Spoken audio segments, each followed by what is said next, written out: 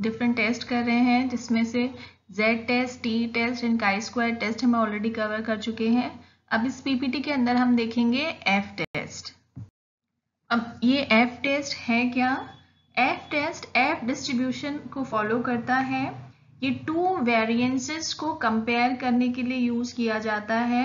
दो different population आपस में कितना वेरी करती हैं उसको टेस्ट करने के लिए हम एफ टेस्ट यूज करते हैं। ये चेक करता है कि टू पॉपुलेशन के वेरिएंसेस इक्वल है या नहीं। अब वेरिएंसेस इक्वल है या नहीं ये कैसे कंपेयर होगा? ये रेशियो निकाल के, जो एफ रेशियो हम निकालते हैं that is S1 square divided by S2 square. अगर ये फ्रैक्शन 1 आता है तो दैट मीन्स दोनों जो वेरिएंसेस हैं हमारे वो आपस में इक्वल हैं। कोई सैंपल दूसरे सैंपल से कितना डिफरेंट है वो जज करने के लिए, वो टेस्ट करने के लिए हम एफ टेस्ट यूज करते हैं। मान लीजिए कोई नई मेडिसिन मार्केट में आई है तो जो एग्जिस्टिंग है उससे कितना डिफरेंट है हम वो चेक करने के लिए इस एफ टेस्ट को यूज करते हैं। वेरिएंसेस को कंपेयर करने के लिए एफ टेस्ट एफ स्टैटिस्टिक्स को यूज करता है। जो रिजल्ट है वो हमेशा पॉजिटिव नंबर आएगा क्योंकि वेरिएंसेस जो होते हैं वो हमेशा पॉजिटिव होते हैं। अब इक्वेशन क्या है इसकी? f is equal to S1 square divided by S2 square. S1 और S2 क्या है? हमारे स्टैंडर्ड डेविएशंस है। ठीक है, तो अगर क्वेश्चन में आपको स्टैंडर्ड डेविएशन गिवन है और वेरिएंसेस नहीं है तो आप सिंपली स्टैंडर्ड डेविएशन के स्क्वायर कर देंगे। Then if the variances are equal the ratio of the variances will be equal to 1। ठीक है, अगर दोनों आपस में इक्वल हैं तो जो वेरिएंसेस का रेशियो होगा S1 square divided by S2 square ये 1 के बराबर होगा। फॉर एग्जांपल अगर एक डेटा सेट का सैंपल है आपके पास, उसका वेरिएंस 10 है और जो सैंपल 2 है उसका वेरिएंस भी 10 है तो रेशियो क्या होगा? 10/2 that is equal to 1। Test में हम ये हमेशा मानते हैं कि जो वेरिएंसेस का रेशियो है वो हमेशा 1 होगा। दैट इज हम ये मानते हैं कि जो दो वेरिएंसेस हैं वो आपस में इक्वल हैं। ठीक है, हम कोई भी नया प्रोसेस आया है, नई टेक्निक आई है, नई मेडिसिन आई है, नई टेक्नोलॉजी आई है, उसको कंपेयर करना चाहते हैं एग्जिस्टिंग प्रोसेस या टेक्नोलॉजी के साथ, तो हम ये मान के चलते हैं कि दोनों में कोई भी डिफरेंस नहीं है, दोनों के वेरिएंसेस बराबर है, दैट इज उनका रेशियो 1 है। तो हमेशा एफ टेस्ट में हमारी नल हाइपोथेसिस क्या रहती है? The variances are equal.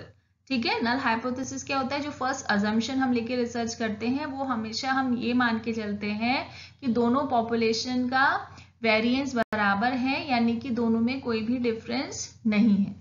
Test की प्रॉपर्टीज भी काई स्क्वायर की प्रॉपर्टीज से ही निकलती हैं।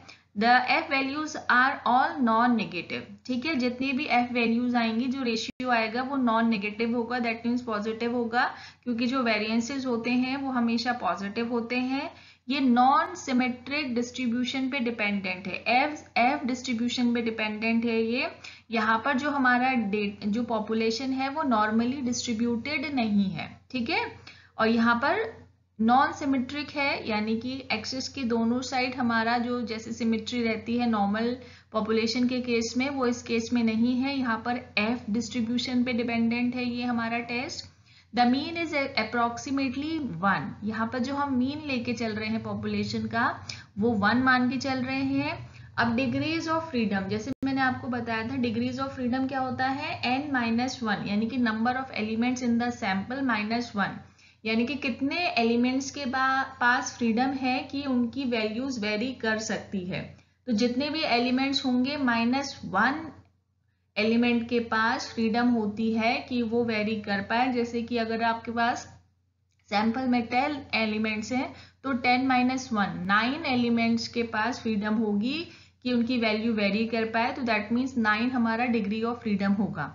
इस केस में आप रेशियो निकाल रहे हैं तो इस केस में हमारी 2 डिग्रीज ऑफ फ्रीडम यूज करी जाती है, एक न्यूमरेटर के लिए और एक डिनोमिनेटर के लिए। ठीक है, मतलब जो दो अलग अलग सैंपल्स का कंपैरिजन, दो अलग अलग सैंपल्स के वेरिएंसेस को हम कंपेयर कर रहे हैं, उन दोनों अलग अलग सैंपल्स के अलग अलग डिग्रीज ऑफ फ्रीडम निकालेंगे और जो डिग्रीज ऑफ फ्रीडम पे बेस्ड हमारे एफ डिस्ट्रीब्यूशन टेबल्स हैं वो कई सारी हैं, ठीक है। तो हम चेक करते हैं, हमें केयरफुली टेबल सेलेक्ट करनी पड़ती है कि कौन सी टेबल सेलेक्ट होगी इस पर्टिकुलर क्वेश्चन में। यहाँ पे जो एफ टेबल्स हैं वो कई सारी होती हैं, हर एक लेवल ऑफ सिग्निफिकेंस के लिए डिफरेंट एफ टेबल्स हैं। आपको करेक्ट सिग्निफिकेंस लेवल पहले फाइंड आउट करना होता है, उसके बेसिस पे आप एफ टेबल सेलेक्ट करेंगे।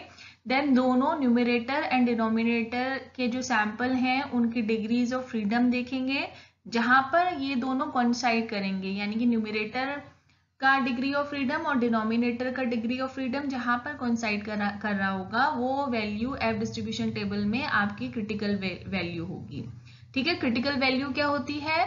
जो आपके प्रिसीजन रेंज को क्रिटिकल रीजन, रिजेक्शन रीजन से, यानी कि जो एक्सेप्टेंस रीजन से रिजेक्शन रीजन को जो वैल्यू सेपरेट करती है वो आपकी क्रिटिकल वैल्यू होती है।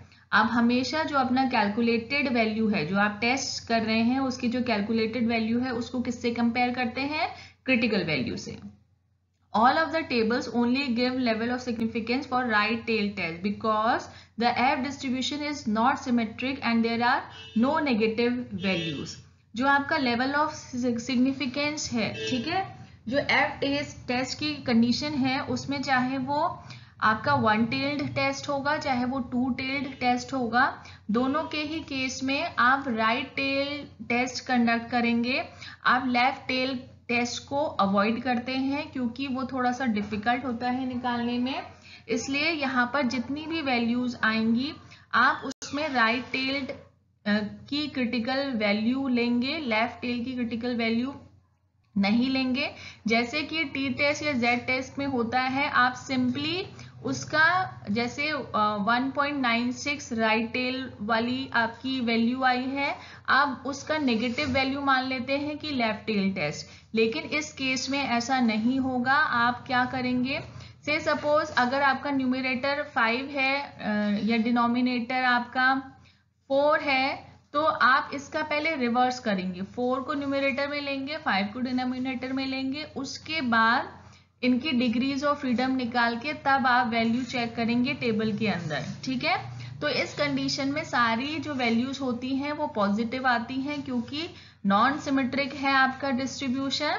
राइट टेल्ड ही आप टेस्ट कंडक्ट करते हैं, लेफ्ट टेल्ड को अवॉइड करते हैं, और अगर टू टेल की कंडीशन है उस केस में भी आप राइट टेल की क्रिटिकल वैल्यूज ही लेंगे। टू वेरिएंसेस को कंपेयर करने की यहाँ पे एफ टेस्ट के स्टेप्स दिए हुए हैं। स्टेप 1 क्या है? If you are given standard deviations go to step 2, if you are given variances to compare go to step 3, ठीक है। अगर आपको स्टैंडर्ड डेविएशन चाहिए दिया हुआ है क्वेश्चन के अंदर तो आप पहले स्टेप 2 करेंगे, और अगर वेरिएंसेस ही डायरेक्ट दिए हुए हैं क्वेश्चन में तो आप डायरेक्ट स्टेप 3 में जा सकते हैं, ठीक है। अगर स्टैंडर्ड डेविएशन है तो पहले आप स्टेप 2 में जाएंगे। वो क्या है स्टेप 2 आपका? Square both standard deviations to get the variances. जो भी स्टैंडर्ड डेविएशंस आपको दिए हुए हैं उनका आप स्क्वायर करेंगे वेरिएंसेस निकालने के लिए, ठीक है। फॉर एग्जाम्पल जो सिग्मा 1 है वो 9.6 है और सिग्मा 2 है वो 10.9 है। ये दो अलग अलग पॉपुलेशंस हैं, ठीक है। दो अलग अलग पॉपुलेशंस के यहाँ पे स्टैंडर्ड डेविएशंस गिवन है। जो पॉपुलेशन 1 है उसका स्टैंडर्ड डेविएशन आपको 9.6 गिवन है, जो पॉपुलेशन 2 है उसका स्टैंडर्ड डेविएशन आपको 10.9 गिवन है।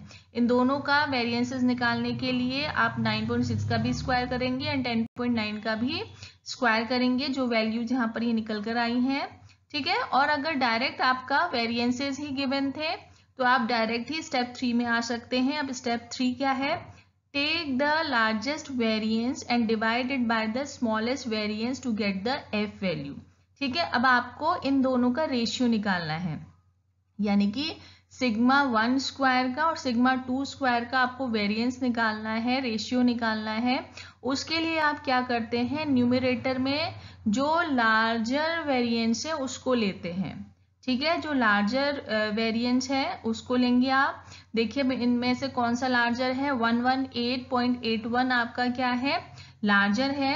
तो आपका न्यूमरेटर में हो जाएगा 118.81 और डिनोमिनेटर में हो जाएगा 92.16। हम ये इसलिए करते हैं ताकि हम राइट टेल्ड टेस्ट कंडक्ट कर पाएं। लेफ्ट टेल को अवॉइड करने के लिए हम हमेशा क्या करते हैं, न्यूमरेटर में लार्जर वेरिएंस को लेते हैं। अब यहाँ पर दिया है for example if your two variances were S1 is equal to 2.5 and S2 is equal to 9.4, divide 9.4 by 2.5, ठीक है, क्योंकि 2.5 में और 9.5 में 9.4 में लार्जर कौन सा है 9.4, तो 9.4 को आप डिवाइड करेंगे 2.5 से, जो वैल्यू निकल कर आएगी आपकी 3.76। Why? Placing the largest variance on top will force the F test into a right-tailed test, which is much easier to calculate than a left-tailed test. ठीक है, न्यूमरेटर में हायर वैल्यू रखने का मतलब क्या है कि आप फोर्स कर रहे हैं उस रेशियो को कि वो राइट टेल की तरफ जाए, क्योंकि राइट टेल टेस्ट को कैलकुलेट करना इजी है किससे, लेफ्ट टेल टेस्ट से। जो अपना वेरिएंसेस थे उनका रेशियो निकाल दिया, उसके बाद फोर्थ स्टेप क्या करेंगे, find your degrees of freedom. ठीक है, दोनों ही जो सैंपल थे, जो दो सैंपल के आपने स्टैंडर्ड डेविएशन और वेरिएंसेस लिए हैं, उनके जो उनकी डिग्रीज ऑफ फ्रीडम आप निकालेंगे। Degrees of freedom is your sample size -1। ठीक है, जितना भी सैंपल साइज है उसमें से 1 माइनस कर देंगे तो वो आपकी डिग्री ऑफ फ्रीडम आ जाएगी। तो दोनों पॉपुलेशन 1 एंड पॉपुलेशन 2 दोनों के लिए ही आप क्या निकालेंगे, degrees of freedom. As you have two samples, variance 1 and variance 2, you will have 2 degrees of freedom, one for the numerator and one for the denominator. एक डिग्री ऑफ फ्रीडम आपके numerator वाले sample के लिए आएगी, एक degree of freedom आपकी denominator वाले sample के लिए आएगी। Look at the F value you calculated in step 3 in the F table. ठीक है, जो आपने F वैल्यू निकाली है स्टेप 3 में, यानी कि जो वेरिएंसेस का रेशियो निकाला है वो। Note that there are several tables, so you will need to locate the right table for your alpha level. Unsure how to read an F table, read what is an F table. ठीक है, अब यहाँ पर क्या है कि F table को कई तरीके की होती है, मतलब कई लेवल ऑफ सिग्निफिकेंस के लिए है। अब जैसे कि आपका 5 डिग्री लेवल ऑफ सिग्निफिकेंस है किसी पर्टिकुलर क्वेश्चन के अंदर, लेकिन वो 2 टेल्ड का टेस्ट है, तो आपको क्या करना होता है कि 0.05 को आपका अल्फा है उसको किससे डिवाइड करेंगे, आप 2 से डिवाइड करेंगे। ठीक है, तो 0.025 वैल्यू आ जाएगी। तो 0.025 वाली आप एफ टेबल यूज करेंगे क्रिटिकल वैल्यू को निकालने के लिए। ठीक है, अब क्या करेंगे आप, क्रिटिकल वैल्यू कैसे निकालेंगे, 0.025 की जो एफ टेबल है उसमें जो दोनों आपने डिग्रीज ऑफ फ्रीडम निकाली हैं, एक होगा आपका वर्टिकल कॉलम में गिवन होगी, एक होगी हॉरिजॉन्टल कॉलम में गिवन होगी। दोनों ही वैल्यूज जहां पर कोइंसाइड करेंगी वो आपकी क्रिटिकल वैल्यू होगी। अब इस क्रिटिकल वैल्यू को आप कंपेयर करेंगे जो वैल्यू आपने स्टेप 3 में निकाली थी, यानी कि जो रेशियो आपने स्टेप 3 में निकाला था वेरिएंसेस का, उसको आप कंपेयर करेंगे। अगर वो वैल्यू जो एफ वैल्यू आपने स्टेप 3 में निकाली है वो क्रिटिकल वैल्यू से ज्यादा होगी, तो दैट मीन्स वो रिजेक्शन रीजन में आ रही है। उस कंडीशन में आप नल हाइपोथेसिस को रिजेक्ट कर देंगे। अगर वो क्रिटिकल वैल्यू से कम होगी तो दैट मीन्स वो एक्सेप्टेंस रीजन में आ रही है और आप उसको एक्सेप्ट कर लेंगे। टेस्ट के अंदर 1 टेल्ड और 2 टेल्ड में क्या डिफरेंस है, जैसे आप जो अल्फा वैल्यू है, जो लेवल ऑफ सिग्निफिकेंस है आपका, ठीक है, 5% है या 1% है, तो अल्फा वैल्यू 5% के केस में क्या होगी 0.05 और 1% के केस में क्या होगी 0.01। अगर वो 2 टेल्ड टेस्ट हो जाता है तो आप इन वैल्यूज को 2 से डिवाइड कर देते हैं। ठीक है, 5% लेवल ऑफ सिग्निफिकेंस में जो अल्फा लेवल 0.05 थी वो डिवाइड करके 2 से कितनी हो जाएगी 0.025। ठीक है, उसी तरीके से अगर 1% सिग्निफिकेंस लेवल है दैट मीन्स अल्फा वैल्यू होगी आपकी 0.01, इसको 2 से डिवाइड करेंगे तो वो वैल्यू आ जाएगी आपकी 0.005। तो अगर 2 टेल का टेस्ट होगा तो आप अल्फा वैल्यू 5% के केस में 0.025 लेंगे और 1% के केस में 0.005, और इन्हीं की आपको एफ टेबल सेलेक्ट करनी होगी अपने टेस्ट के लिए। With a two-tailed F test, we just want to know if the variances are not equal to each other. ठीक है, यहाँ पे देखिए जैसे मैंने आपको बताया था कि नल हाइपोथेसिस हमेशा क्या रहती है कि वेरिएंसेस आर इक्वल। अगर नल हाइपोथेसिस इक्वल की कंडीशन दिखा रही है तो ऑब्वियसली हमारी ऑल्टरनेट हाइपोथेसिस क्या होगी कि variances are not equal. Problem दी गई है, यहाँ पे आपको two tailed F test conduct करना है। सैंपल 1 और सैंपल 2 दिए हुए हैं, दोनों के वेरिएंसेस दिए हुए हैं, सैंपल साइज दिए हुए हैं। तो सबसे पहले क्या करेंगे आप हाइपोथेसिस जनरेट करेंगे। नल हाइपोथेसिस हमेशा क्या होती है नो डिफरेंस इन वेरिएंसेस।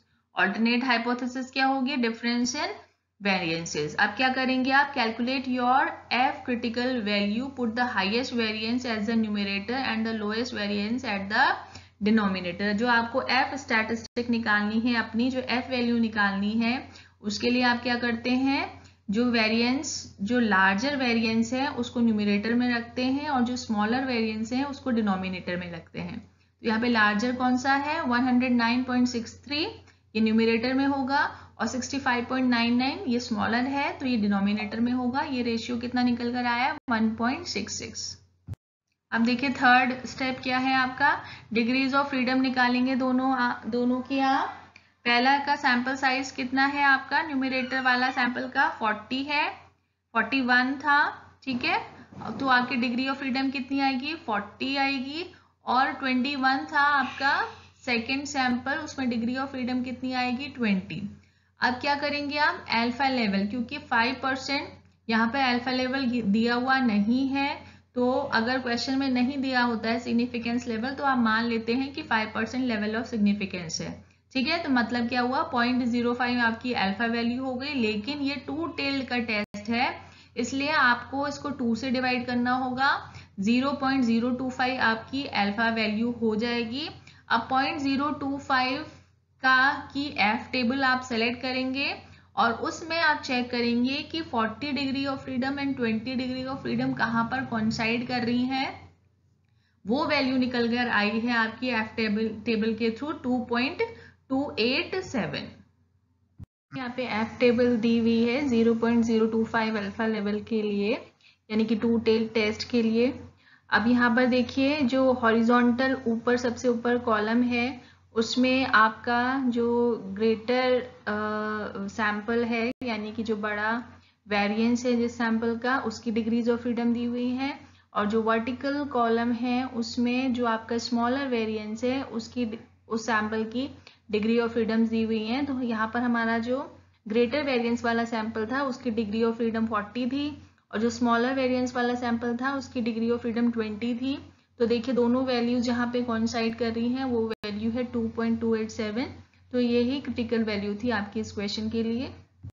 अब आप कंपेयर करेंगे जो आपने रेशियो निकाला था, जो एफ वैल्यू निकाली थी रेशियो के through variance 1 divided by variance 2, उसको कंपेयर करेंगे अपनी जो टेबल वैल्यू निकल कर आई है उससे, ठीक है। कैलकुलेटेड वैल्यू आपकी 1.66 आई और टेबल के थ्रू वैल्यू कितनी आई क्रिटिकल वैल्यू 2.287। अब 1.66 जो है वो 2.287 से कम है, दैट मीन्स ये एक्सेप्टेंस, क्योंकि राइट टेल का टेस्ट है, अगर ये इससे ज्यादा होती तो ये रिजेक्शन रीजन में आ जाता है। लेकिन क्योंकि ये 2.287 जो कि क्रिटिकल वैल्यू है उससे कम है, इसका मतलब क्या है कि ये एक्सेप्टेंस रीजन में आ जाता है और आप नल हाइपोथेसिस को रिजेक्ट यहाँ पर नहीं करेंगे।